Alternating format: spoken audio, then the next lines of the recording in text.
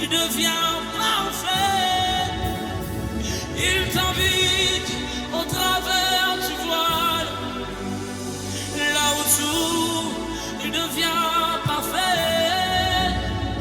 Abengisiyo esike bumban, wananyoso ekoma kavule. Abengisiyo esike bumban, wananyoso ekoma kavule. Il me dit monte ici, monte ici, monte ici, je te ferai voir ton avenir. Alobi matawa, matawa, matawa, akola kisanga, lobi nanga.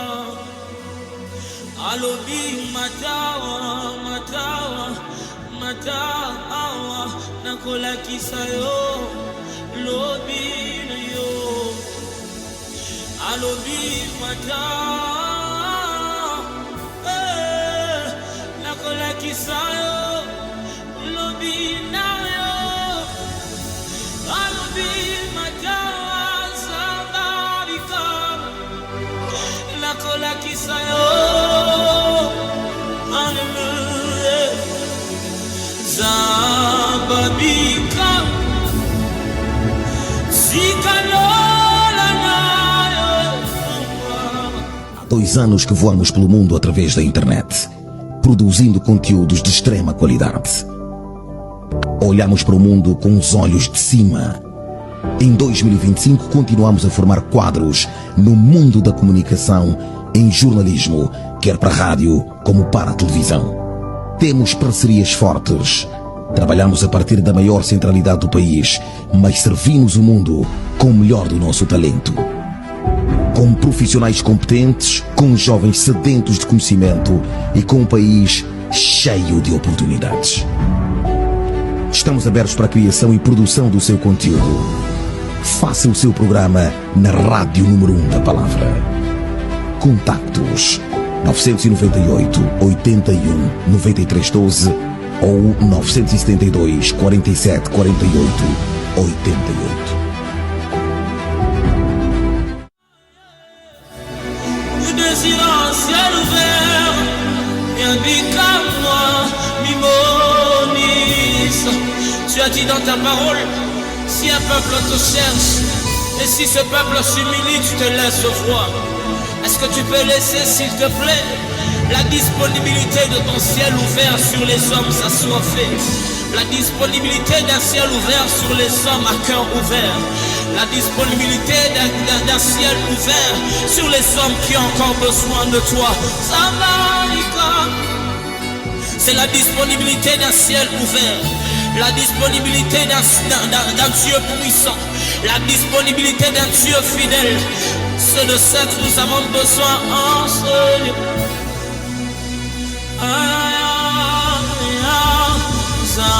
Zababika Zikalola naefuma, Zababika Mimonis. Hallelujah. Zababika Zikalola naefuma, Obabeli babika Nakamami bazalubi Monis.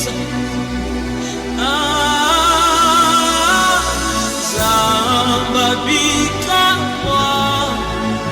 Zikalola yo efuma, Zababika Mimonisa.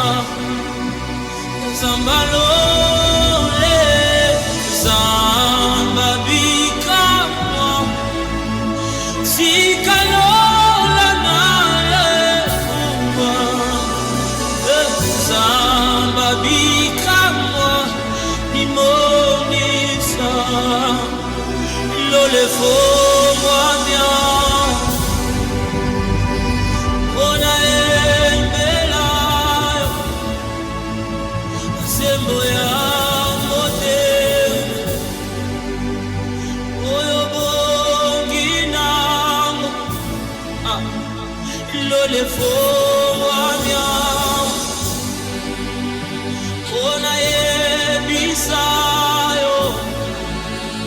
lo sambo ya mote yone moyano ya lo le fo manya anama ona e bisayo aya lo sambo ya mote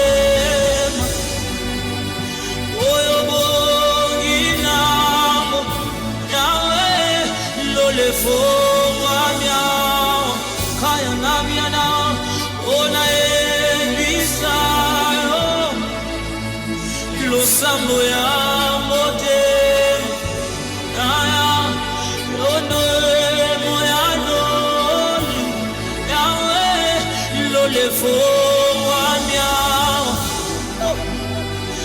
ona e bisayo lo sambo ya mote yone moyano li yono sana malo bayabo ya yolizi koeka ukakate ya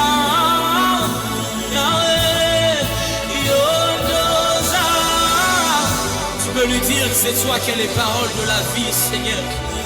Comme l'apôtre Pierre pouvait nous dire, auprès de qui irions-nous? Car c'est toi qui as les paroles de la vie. Car c'est toi qui as les solutions éternelles. Car c'est toi qui as la bénédiction éternelle. Car c'est toi qui as la guérison éternelle. Voilà pourquoi nous venons à toi, Seigneur.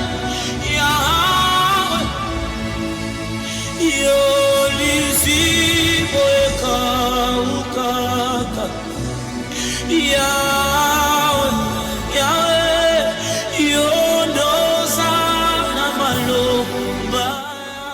Senhoras e senhores, o nosso muito boa noite. Eu não sei se vocês conseguem me ouvir em perfeitas condições de audibilidade. Não sei como é que o meu som está a chegar lá a casa. Eu não sei como é que o meu som está a chegar. Fiel, por favor. Lá em casa, como é que vocês me ouvem? Eu ainda tenho dificuldades de me ouvir em perfeitas condições. Fiel, vem ajudar-me aqui. Por favor, por favor. Alô. Já chegamos para aquilo que é uma das mais aguardadas lives do dia. E eu espero que vocês consigam nos ouvir em perfeitas condições de audibilidade. Agora sim melhorou significativamente o meu som. Eu acho que vocês também conseguem me ouvir aí em casa, né? Nós queremos falar.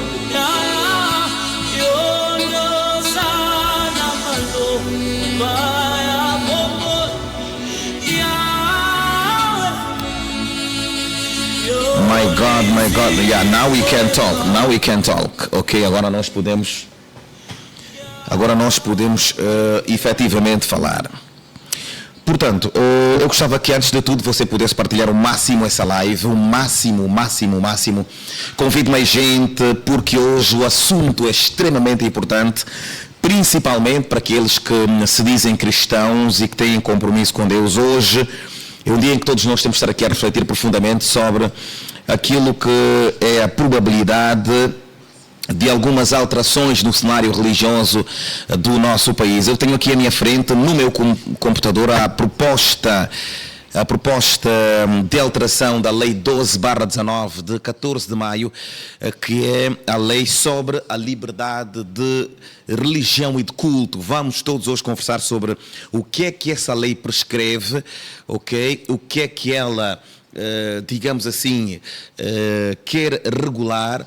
E todos nós, vocês vão poder ligar, mandar mensagens e nós vamos, sim, ler as vossas mensagens com muito carinho. Eu sei que estamos a ser vistos em várias partes do país, daí que já estendo o meu abraço enorme a todas as províncias do nosso país e também um pouco fora de Angola. O contexto, segundo o que eu tenho aqui na lei, visa digamos assim, assegurar e também garantir a plena proteção da liberdade religiosa e do culto. É essa a intenção. Mas vamos ver se a lei efetivamente traz dentro dela todos esses aspectos que estão aqui elencados como sendo os objetivos. Eu terei hoje aqui neste cenário 4 convidados, alguns estão a caminho, mas já está aqui presente um dos meus convidados e eu quero valorizar também o vosso tempo aí em casa. Está comigo o Dr. Anselmo Mwanda, que é de resto alguém que tem uma experiência muito grande, mais do que ter estudado, também o facto de ter estudado teologia, efetivamente. Então eu vou aproveitar a presença dele, o primeiro a chegar no estúdio, os outros estão a caminho, mas é com ele que eu vou efetivamente começar. Estará aqui o pastor Sadraque Manuel Ufanquenda, estará também o pastor Elsando Vicente, ele que é o presidente do Conselho Provincial da Ordem dos Pastores de Angola. Também convidamos para o dia de hoje Yannick Bernardo, que é jurista. Acreditamos que todos eles devem estar aí a chegar, mas nós vamos valorizar. Eu vou começar com um texto que escreveu o pastor Anselmo. Mas antes eu gostava de saber se o meu som lá em casa está a chegar-vos em perfeitas condições de audibilidade. Para já, quero que saibam que vocês podem ligar, o número está aí, mas eu posso voltar a repetir, é o 972 474 888, são 3 oitos, para mandar mensagem e também para ligar no momento certo para ligar, mas a qualquer altura vocês podem sim mandar as vossas mensagens e nós vamos ler. Eu vou começar com um texto escrito pelo meu convidado. Antes de tudo, muito boa noite. Boa noite, meu irmão. É com muito prazer que lhe recebo aqui. É a primeira vez de muitas aqui na Rádio Sublime. Sem dúvida. Obrigado, quando saiu de Benguela era um servo. E voltou, né? E voltou um doutor. Continua, servo. Amém, louvado seja Deus. Então, muito obrigado. Talvez eu prometi que faria logo no início, vos daria a conhecer os nossos serviços aqui na Rádio Sublime, mas logo depois dessa publicidade, a gente começa já a tocar no prato quente desta noite. O Fiel vai colocar uma publicidade muito breve, eu volto logo a seguir a esta publicidade.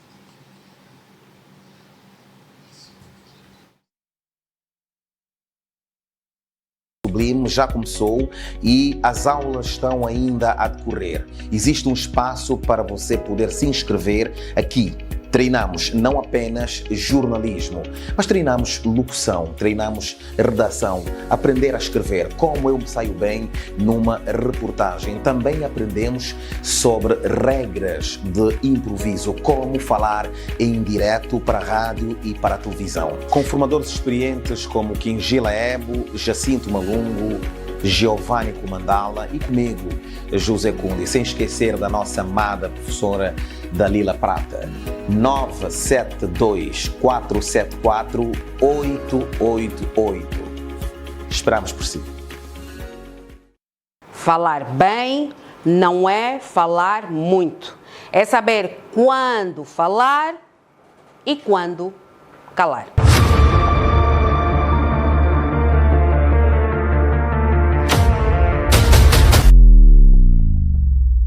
A pergunta que fica é: quantas vezes nós já vimos alguém a falar ou a ler um texto e depois de alguns segundos, às vezes nem precisa chegar a 1 minuto, nós simplesmente desligamos, porque não capta a nossa atenção, porque não nos chama. E isso muitas das vezes tem a ver com o que nós vamos aprender hoje, que são as pausas na fala, nos textos, na leitura e também a entoação. Ler não é simplesmente ler, é interpretar cada palavra, é dar a entoação certa. Para todos nós que temos a necessidade de fazer apresentações, muitas das vezes vamos apresentar, seja em PowerPoint, seja num relatório lido, nós temos que apresentar a nossa ideia. Mas se esta ideia não é passada com as pausas necessárias, com a entoação necessária, fica confuso. Vamos começar por fazer a leitura do texto que vocês já têm nos vossos telefones. Hoje não estamos aqui apenas para assistir. Estamos aqui para sentir, para viver, para recordar este momento para sempre. Hoje, não estamos aqui apenas para assistir, estamos aqui para sentir, para viver, para recordar este momento para sempre. Boa noite a todos. Sejam bem-vindos à nossa celebração especial. Hoje, não estamos aqui apenas para assistir. Estamos aqui para sentir, para viver, para recordar este momento para sempre.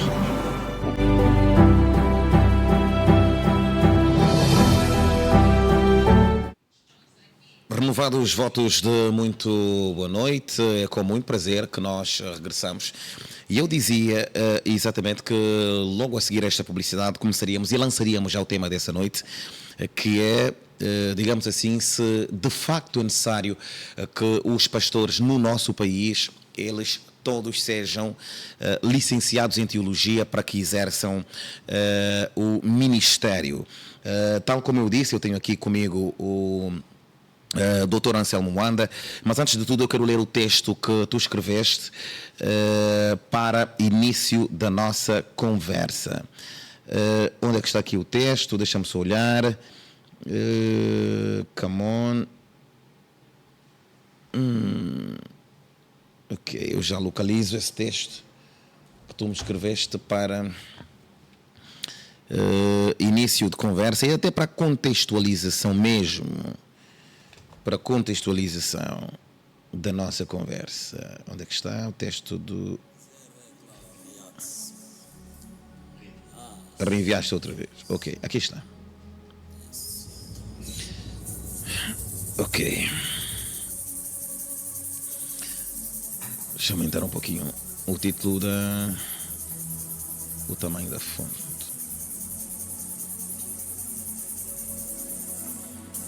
Está escrito assim: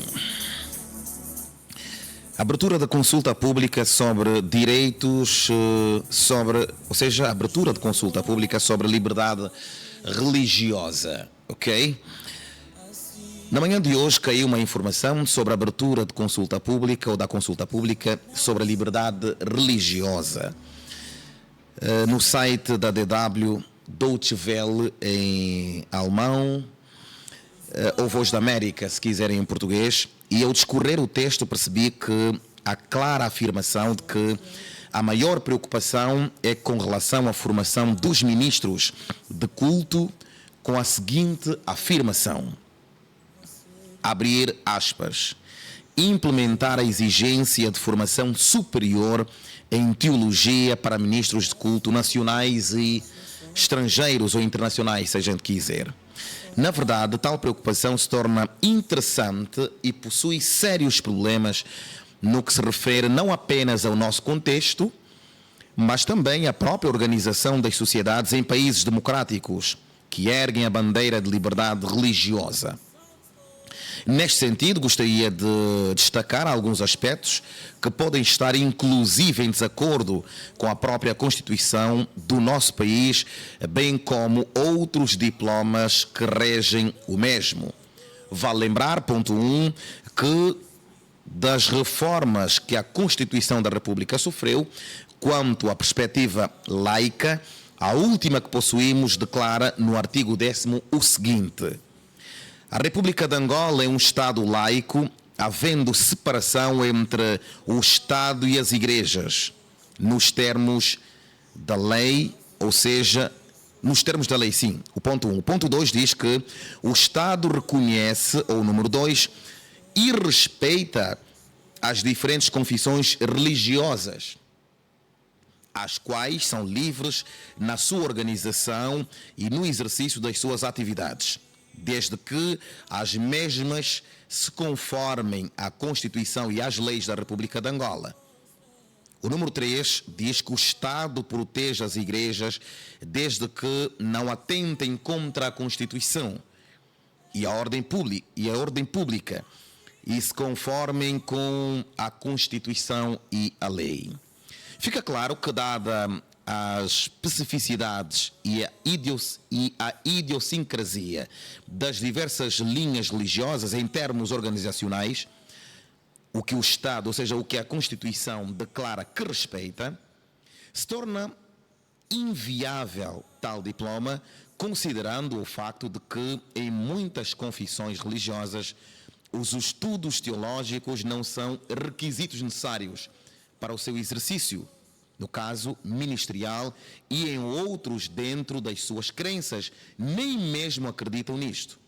E é a própria lei de liberdade religiosa, no artigo 4º, que sustenta tal possibilidade. Neste sentido, o Estado estaria a vilipendiar a consciência, forçando os membros de certa denominação a aceitarem uma imposição contra a sua crença que o Estado afirma na própria lei preservar, segundo o artigo 11º da Constituição. Há que se levar também em consideração o facto de que a religião, na sua essência, lida com aspectos do mundo sobrenatural e metafísico, o que sem dúvida nenhuma se torna impossível legislar sobre tais matérias. É bem verdade que a proposta quase que materialista, religiosa ou teológica, de teólogo, ou seja, do teólogo alemão, Friedrich, como é que ele se chama o segundo nome?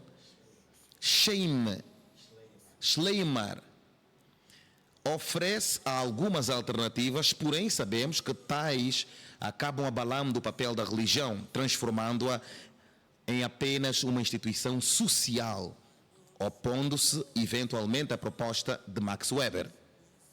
Mas, por não ser esta a nossa discussão, nos atemos apenas ao facto de que, pelo que tudo indica, tomar tais caminhos, ao invés de solucionar, poderá eventualmente criar mais dificuldade do governo, ou seja, dificuldade, no caso ao governo, no exercício de tal função.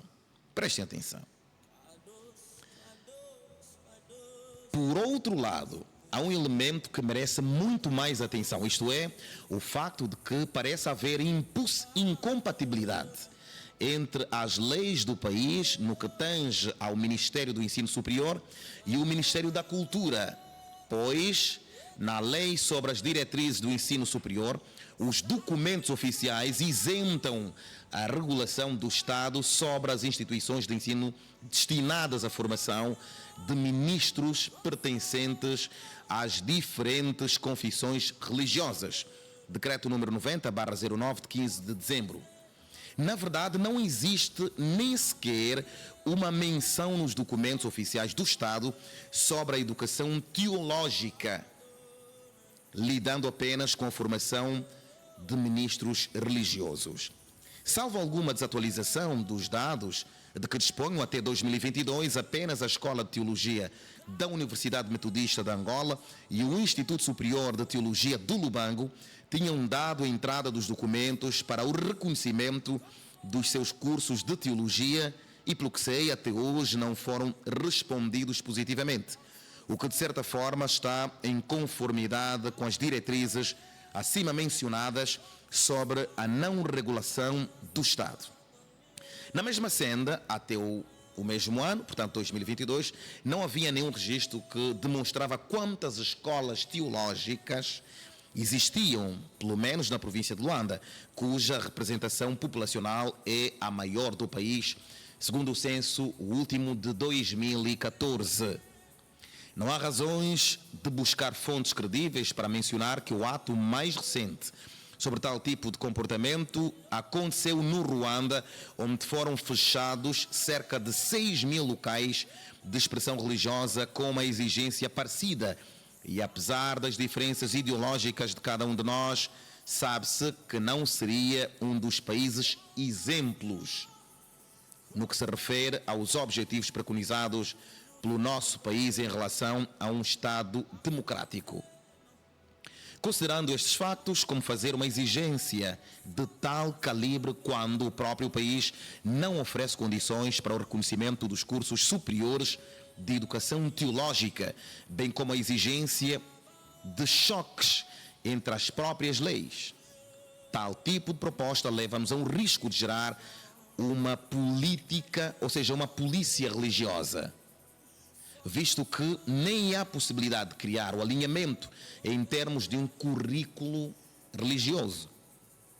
Por outro lado, corremos o risco de padronizar mais um negócio em termos de obtenção de diplomas do curso de teologia, o que, pelo que sabemos, nenhuma escola de teologia em Angola possui reconhecimento do Estado, agindo mais numa perspectiva dos cursos não formais. Porém, mesmo que uma escola consiga reconhecimento, ainda assim não se resolveria o problema, pois se tornaria a detentora de toda a verdade. Por fim, ora, ao se notar problemas de tal natureza, talvez seria de bom tom que o governo se focasse na formação do ser humano no sentido completo, inclusive na sua capacidade intelectual, pois se de facto existem alguns líderes religiosos a cometerem atrocidades, ferindo a dignidade humana e prejudicando a ordem pública, conforme reza a lei, existe, ou seja, estes deveriam ser punidos conforme a própria lei. Sendo assim, parece-me que a exigência ao curso superior de teologia não é a solução para a resolução do problema. Assinado por Anselmo Mwanda, PhD em Teologia. Muito boa noite. Acabei de ler a sua análise e reflexão sobre o tema que nos traz aqui essa noite. A Lei 12/19, de 14 de maio, Lei sobre a Liberdade de Religião e de Culto, antes dessa atualização que se quer fazer, era boa? Mais uma vez, boa noite. Mais uma vez, boa noite. Conde, depois de muito tempo. Exatamente. Ok, a nossa lei de liberdade religiosa tem história, na verdade. A consulta começou no ano de 2015, mais ou menos, e 2019 foi aprovado. Mas nós temos um histórico desde 1975, não é? Na primeira Constituição, que nós tínhamos apenas uma linha que tratava sobre a relação do Estado e as igrejas. E também, em 1992, nós tivemos uma pequena alteração que aumentaram-se algumas linhas. Na verdade, eliminaram algumas palavras, acrescentaram outras e flexibilizaram um pouco mais. E na Constituição de 2010, aí houve um pouco mais de robustez em termos de atenção do governo para com a Lei de Liberdade Religiosa, e em 2015, então, nós tivemos essa lei. Dizer boa ou não, talvez seria um assunto, não seria esse o modelo de avaliação, mas, do meu ponto de vista... Satisfazia o contexto da altura? Não necessariamente, tem alguns aspectos que, a meu ver, deveriam ser revistos já naquela época. Não me pronunciei na época, não estava cá no país, mas eu queria ter me pronunciado um pouco mais. Tinha alguns elementos que, a meu ver, deveria-se fazer uma revisão um pouco mais acurada de alguns aspectos que tem lá, que também ferem alguns aspectos práticos e reais, observando inclusive o contexto nosso. Esses elementos não foram contemplados, mas contemplaram alguns aspectos que aqui é apenas um único ponto que, a meu ver, não seria essa a prioridade. Ok, Fiel, dá-me lá a lei, coloca a lei ali para... Eu quero, só para atualizar os nossos internautas, eu quero lembrar que esta lei, portanto, a nova proposta, ela alterou 17 artigos. 17 artigos da lei anterior, ok? Eu gostava que se pudesse ler muito bem. Eu não sei se vocês conseguem ver como eu vejo, mas foram alterados os artigos 2, 3, ou se quiser 2º, 3º, 14º, 20º, 24º, 26º, 31º, 32º, o 33º, o 34º, o 43º, o 45º, o 46º, o 48º, o 53º, o 57º e o 61º.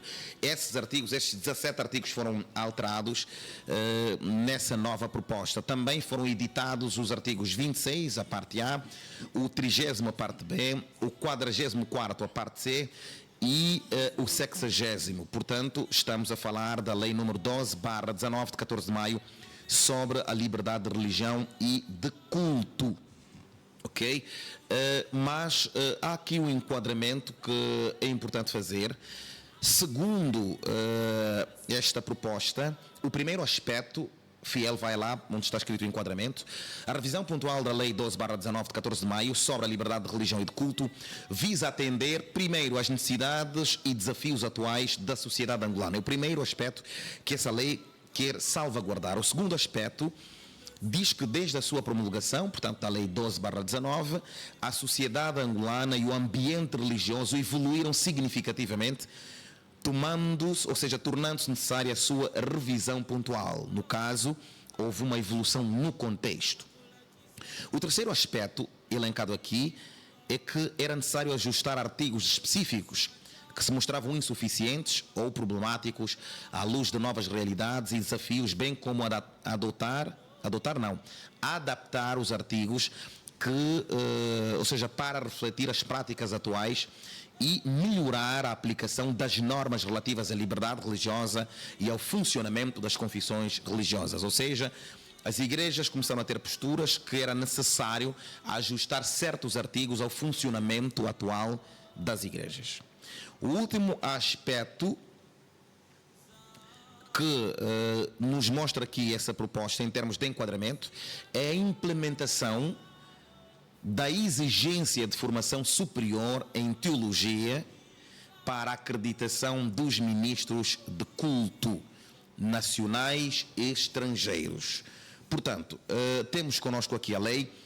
Queres começar a comentar pelo enquadramento? Justifica-se alterar a lei pelo enquadramento? De facto, o país evoluiu a esse ambiente novo no nosso contexto que exigiria essa alteração à lei 12/19 de 14 de maio.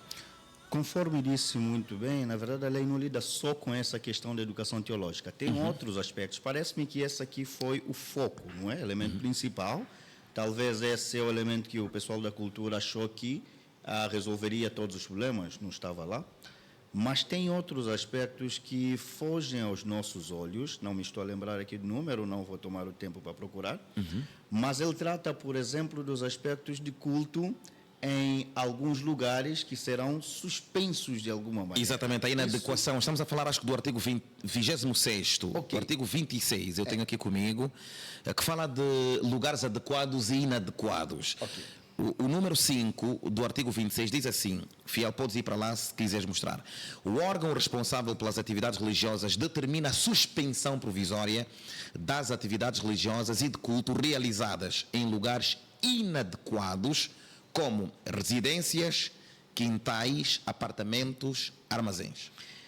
É interessante. Eu gostaria de perguntar, talvez, aos autores o que é que eles querem dizer com lugares inadequados. Não consigo perceber exatamente o que é. Inapropriados para se fazerem cultos. Mas o que é isso na prática? Como é que isso acontece de um lugar inapropriado para um culto? Aliás, o que seria um culto? O governo, ou o Estado, ou os técnicos do direito, os juristas aí do Ministério da Cultura, o que é que eles definem por culto? Qual a compreensão que se tem em relação ao culto? Porque se eu pegar a perspectiva das igrejas cristãs, protestantes, em termos de culto, o conceito é diferente de um católico, que também são cristãos, e nós mesmos, entre os protestantes também, temos algumas diferenças. O que você chamaria de culto, afinal de contas? Se eu souber o que é culto, saberei se o lugar é adequado ou não. Exatamente. Agora, mas só por uma questão de contextualização, algumas pessoas vão entrando agora e não te conhecem. Mais uma vez eu estou a conversar com o doutor Anselmo Moanda. Onde é que fez o doutoramento já agora, só para situar os nossos ouvintes? Ok. Em teologia, na verdade, eu sou doutor. Meu PhD não é em teologia, eu sou PhD em ciências de educação. Né? Em teologia eu fiz no Brasil, onde vivi durante muitos anos, na Faculdade Teológica Sul-Americana. Ok, Faculdade Teológica Sul-Americana. Estudaste teologia até que nível? Doutorado. Exato. Ok. Então estou certo em relação a isso. Ok, pode prosseguir. É muito importante também sabermos com quem estamos aqui a falar, porque isso ajuda a quem está lá em casa a perceber com quem está a lhe informar. Ok, então estávamos a falar sobre a questão do culto. O artigo 26º, o ponto número 5, ou o número 5, se quisermos, diz que se essa lei fosse aprovada, essa proposta fosse aprovada tal como está, deveriam cessar, ou seja, suspender-se de forma provisória todas as atividades religiosas e de culto realizadas em lugares inadequados. Exatamente. São considerados lugares inadequados, por essa lei, os quintais, os apartamentos, os armazéns e as residências. Agora, observe que eu tenho todas as terças-feiras culto com a minha família em casa. Se nós pensarmos aqui no conceito de secularização... Existem também cultos em células, né? Esses cultos em células feitos acontecem em residências. Ok, se nós pensarmos aqui no conceito de secularização, quando começou-se a pensar no Estado laico entre a separação, ou a separação entre o Estado e a Igreja, o que se pensava cientificamente era que não deveria existir influência da religião no governo ou nos assuntos do Estado, e nesse caso, os elementos que têm a ver com a religião são do âmbito privado, é do aspecto privado, dando liberdade em termos conceituais em que as pessoas devam exercer o seu direito de culto, estando nas suas casas, não que o governador ou o presidente é que terá uma relação com os cultos. Agora, eu vejo nessa lei que ela vem propor, na verdade, uma ameaça a esse direito que é nosso de realização do culto nas nossas próprias residências. Ponto número 1. Ponto número 2. Quintais, apartamentos e armazéns. O que se vai definir como armazéns? Nesse caso, o culto vai depender do tipo de construção. Imagino que as coisas não foram muito bem. Faltou alguns aspectos em termos de organização de pensamento ao se colocar essas palavras. Ao meu ver, não deveria se pensar em limitar essa questão de realização dos cultos nas casas, apartamentos ou alguma coisa assim. Agora... Será que se queria pensar no problema da poluição sonora? É isso que eu gostaria de dizer. Agora, tem a questão da poluição sonora, que aqui é o número 6, fala sobre esse aspecto da poluição sonora e da organização. Isso se enquadra nos outros campos também, por exemplo, na realização de festas. Existe, não sei o número, não sou jurista, não sei o número, mas existe, parece, uma limitação em termos de decibéis necessários na realização de festas ao ar livre. Por que não colocar a mesma exigência do que limitar? Ora, se eu estou a impedir ou atrapalhar os meus vizinhos na minha casa, o meu vizinho tem direito, sim, de chamar a polícia ou de bater a minha porta e me comunicar que eu estou a incomodá-lo, ao invés de me impedir de realizar, por exemplo, uma festa. Os meus vizinhos realizam festas e não tem nenhum problema quanto a isso. Então, eu acho que esse não é o elemento. Deveria-se pensar numa outra perspectiva e não a limitação do espaço de culto. Então, o ponto de limitar-se os cultos pelo facto do local ser chamado inadequado, para ti não colhe? Não. Acredito que não é esse elemento que nós temos. Não precisa ser uma construção definitiva com cobertura acústica. Para ti, bastava que se regulasse o som